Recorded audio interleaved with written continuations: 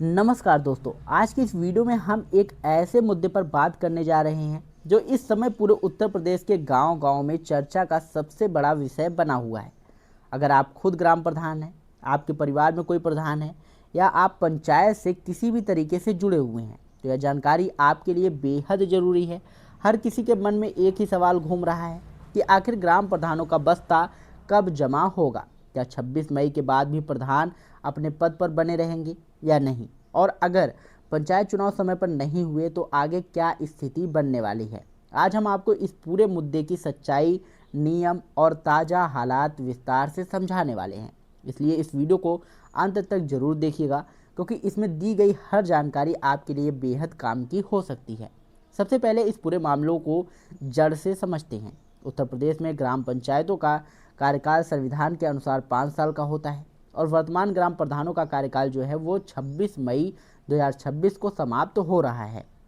इसका साफ मतलब यह है कि इस तारीख के बाद कोई भी ग्राम प्रधान अपने पद पर बने रहने का कानूनी अधिकार नहीं रखता। अब यहाँ से स्थिति थोड़ी जटिल हो जाती है, क्योंकि इस बार पंचायत चुनाव को लेकर अभी तक पूरी तस्वीर साफ नहीं है। चुनाव की तारीख घोषित नहीं हुई है, आरक्षण की प्रक्रिया अधूरी है और प्रशासनिक तैयारियां भी पूरी तरह से जमीन पर नहीं उतरी हैं। ऐसे में गांव में असमंजस का माहौल बना हुआ है और लोग यह समझ नहीं पा रहे हैं कि आगे क्या होने वाला है। अब सबसे बड़ा सवाल यही है कि अगर 26 मई तक चुनाव नहीं होते तो क्या होगा?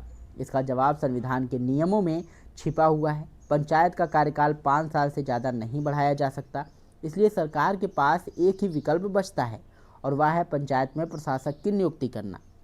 जैसे ही प्रशासक की नियुक्ति होती है, उसी क्षण से ग्राम प्रधान का अधिकार समाप्त हो जाता है और पंचायत का पूरा कामकाज प्रशासन के हाथ में चला जाता है। यही कारण है कि अब बस्ता जमा करना सबसे महत्वपूर्ण प्रक्रिया बन जाती है। बस्ता जमा करना केवल एक औपचारिकता नहीं, बल्कि यह पूरे कार्यकाल का हिसाब देने की प्रक्रिया होती है। इसमें पंचायत के सभी सरकारी रिकॉर्ड, रजिस्टर, फाइलें, योजनाओं का विवरण, खर्च और बजट का पूरा हिसाब, कैश बुक, बैंक में जुड़ा जानकारी और पंचायत की संपत्ति का पूरा रिकॉर्ड शामिल होता है। पिछले 5 वर्षों में ग्राम प्रधान ने जो भी काम किया है, उसका पूरा लेखा जोखा इस बस्ते के माध्यम से सौंपना होता है।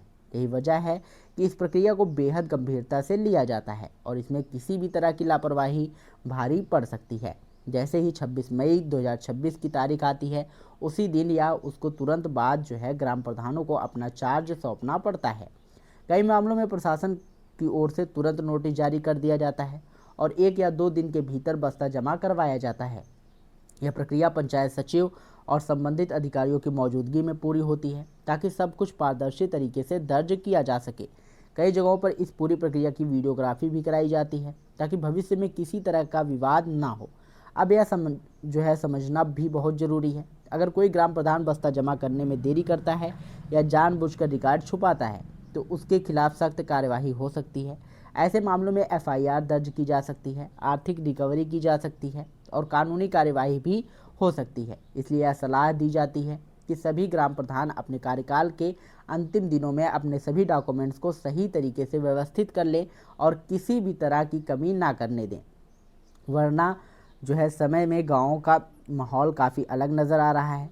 कुछ प्रधान अभी भी उम्मीद लगाए बैठे हैं कि शायद उनका कार्यकाल बढ़ा दिया जाए और कुछ लोग चुनाव की तैयारी में जुटे हैं, तो कुछ पूरी तरह से असमंजस की स्थिति में हैं। लेकिन वास्तविकता यह है कि अभी तक सरकार की ओर से कार्यकाल बढ़ाने का कोई संकेत नहीं मिला है और कानूनी रूप से ऐसा संभव भी नहीं है। यही वजह है कि प्रशासनिक स्तर पर कोई वैकल्पिक व्यवस्था की तैयारी की जा रही है। इस पूरे मामले में एक और महत्वपूर्ण पहलू सामने आता है और वह है चुनावी प्रक्रिया में हो रही देरी। वोटर लिस्ट, आरक्षण और अन्य जरूरी प्रक्रियाओं में देरी के कारण यह संभावना जताई जा रही है कि चुनाव समय पर कराना मुश्किल हो सकता है। अगर ऐसा होता है तो पंचायतों में प्रशासक बैठाए जाएंगे और तब ग्राम प्रधानों को बिना किसी देरी के अपना बस्ता सौंपना होगा। यह स्थिति उन लोगों पर के लिए थोड़ी कठिन हो सकती है जो अभी इस उम्मीद में हैं कि कुछ समय उन्हें और मिलेगा। तो दोस्तों, आशा करता हूँ ये जानकारी आपको पसंद आई होगी। अगर वीडियो पसंद आया हो तो वीडियो को लाइक करिएगा, शेयर करिएगा और यदि चैनल पर पहली बार आए हों तो चैनल को सब्सक्राइब करके बेल आइकन जरूर दबाइएगा। मिलते हैं नई वीडियो में नई अपडेट के साथ, तब तक के लिए जय हिंद, जय भारत।